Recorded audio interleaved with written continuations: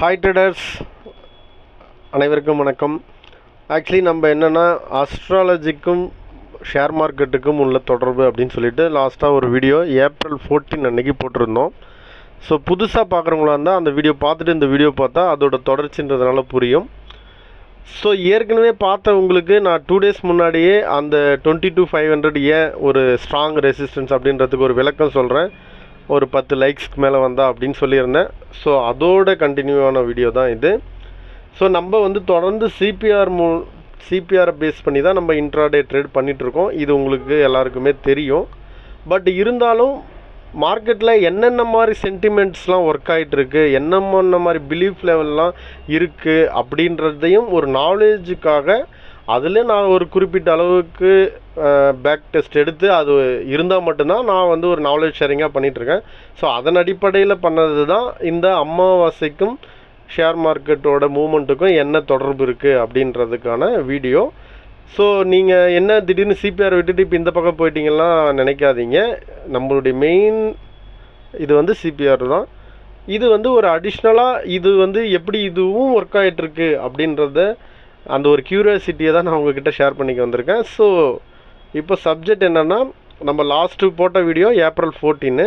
So அதுக்கு முன்னாடி வந்து ஏப்ரல் 8 வந்து ஏப்ரல் மாதத்தில் 8ஆம் தேதி தான் அமாவாசை. ஸோ இது வந்து நீங்கள் டேட்டா வேணால் போயிட்டு செக் பண்ணிக்கோங்க.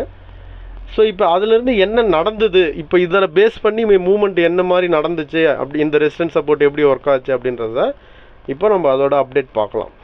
இப்போ நான் என்ன சொன்னேன், இதோட ரூல் என்ன அப்படின்னு சொன்னேன்னா, எந்தெந்த மாதம் ஒவ்வொரு மாதத்தில் ஒரு நாள் அமாவாசை வரும், அந்த அமாவாசையோடைய டே ஐஎல் நோட் பண்ணிக்கோங்க.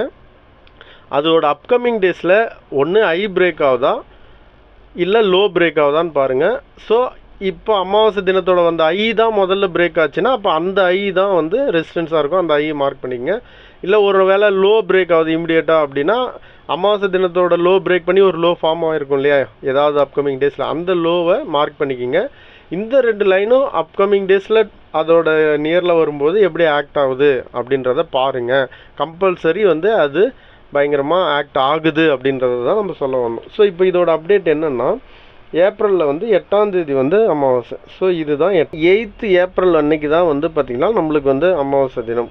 ஓகேவா? ஸோ இந்த 8th ஏப்ரலோட ஐயை என்னைக்கு பிரேக் ஆகுதோ அந்த லைனை வந்து நம்ம ரெசிஸ்டன்ஸ் லைனாக வரைஞ்சிக்கிறோம். 8th ஏப்ரலோட லோவை என்னைக்கு பிரேக் பண்ணுதோ அதை நம்ம சப்போர்ட் லைனாக ஒரு லைன் வரைஞ்சிக்கிறோம். ஸோ அதன்படி 8th ஏப்ரலோட 8th ஏப்ரலில் பிரேக் பண்ணி நெக்ஸ்ட்டு என்றைக்கு ஒரு ஹை ஃபார்ம் பண்ணுச்சு அப்படின்னு பார்த்தீங்கன்னா 9th ஏப்ரல். ஸோ 9th ஏப்ரலோட ஐயை வந்து நம்ம ஒரு லைன் வந்து வரைஞ்சிக்கிறோம். ஸோ இந்த லைன் தான் ரெசிஸ்டன்ஸ் லைன். ஓகேங்களா? ஸோ எப்போல்லாம் ப்ரைஸ் இதுக்கிட்ட போதோ அப்போல்லாம் கம்பல்சரி ஃபாலோ ஆகும் அப்படின்றது தான் இது. ஒரு வேளை பிரேக் ஆச்சுன்னா அனதர் பெரிய மூவாக இருக்கும் அப்படின்றது தான் வந்து இதோட ஒரு ரூல். ஸோ இப்போ என்ன ஆச்சுன்னா 9th அன்னைக்கு வந்து இதோட ஐ ஃபார்ம் ஆச்சு, அந்த லைனை வந்து நம்ம ரெசிஸ்டன்ஸ் லைனாக இங்கே ஆல்ரெடி வரைஞ்சிருக்கோம்.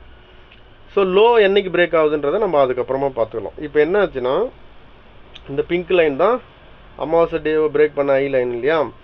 ஸோ அது என்ன ஆச்சுன்னா பாருங்கள், நெக்ஸ்ட்டு 10th அன்னைக்கும் ஒரு ஒரு கேப் அப் ஆகிட்டு கூட கரெக்டாக பார்த்தீங்கன்னா அந்த இடத்துல போயிட்டு ஆல்மோஸ்ட் அந்த ஜோன் கிட்ட போயிட்டு ப்ரைஸ் வந்து ரிஜெக்ட் ஆக ஆரம்பிச்சுதா. ஈவன் தான் சொல்லணும்னா இன்ன வரைக்குமே அந்த பிரேக் பண்ணலை. ஸோ அன்னையிலேருந்து ஃபால் ஆனது பார்த்தீங்கன்னா அது நெக்ஸ்ட் டே வந்து பார்த்தீங்கன்னா கிட்டத்தட்ட 22,506 வரைக்கும் வந்துருச்சு. 22,500 வரைக்கும் வந்துருச்சு.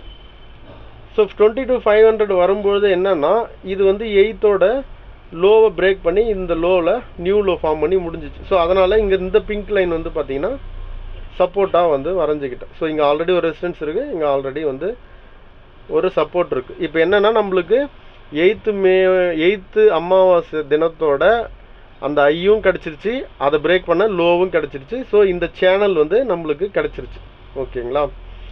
ஸோ இப்போ உங்களுக்கு புரிஞ்சிருக்கும் 22,500 ஏன் வந்து லாஸ்ட் டே அன்றைக்கி ஃப்ரைடே வந்து 22,500 ஸ்ட்ராங் ரெசிஸ்டன்ஸ், அதாவது சிபிஆரில் எந்த லைனும் இல்லைனா கூட இது ஸ்ட்ராங் ரெசிஸ்டன்ஸாக ஆக்ட் ஆகும் அப்படின்னு நான் எதை வச்சு சொன்னேன் அப்படின்னா, இப்போ நம்ம டுவர்ட்ஸு கீழே இருந்து மேலே போகும்போது நம்ம உங்களுக்கு நம்ம ஃபர்தராக அந்த சார்ட்டில் போய் காட்டுறோம். இப்போ நம்ம இந்த லைன் தான் நம்மளுக்கு வந்து ரெசிஸ்டன்ஸாக ஆக்ட் ஆகிட்டுருக்கு.